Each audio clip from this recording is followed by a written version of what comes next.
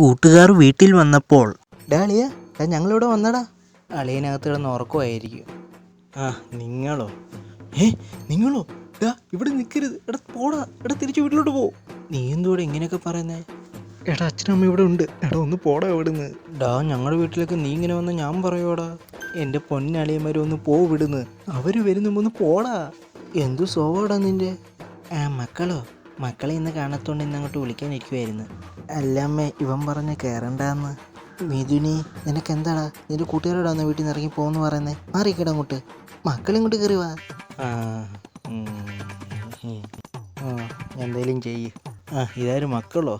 എടി പിള്ളേർക്ക് ചായയും മറ്റു പലഹാരമൊക്കെ എടുത്തു കൊടുക്ക്. വാടാ മക്കളെ ചായ കുടിക്ക്. ഇന്ന് മക്കളെ ചായ മാത്രം കുടിക്കാതെ അതിൻ്റെ കൂടെ ഇതുകൂടെ കഴി. ഇന്ന് പാവമല്ലേ, ഇവർക്കൊന്ന് സ്നേഹമാണ് നമ്മളോട്.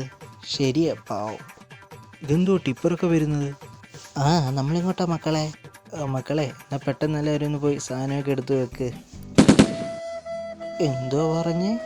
എല്ലാവരും ചായയൊക്കെ കുടിച്ച് കഴിഞ്ഞിട്ട് എല്ലാവരും ഒന്ന് അങ്ങോട്ട് പോയി സഹായിക്കുക കേട്ടോ. അപ്പോൾ അതായിരുന്നല്ലേ സ്നേഹപ്രകടനം. അളിയ ഒന്ന് പറയാമായിരുന്നു. ഇയാളാ പോടാ. ഓവന്മാരോട് എത്ര നേരം ഒന്ന് പറയുമോ പോവാൻ? പാടാ. എന്തായിരുന്നു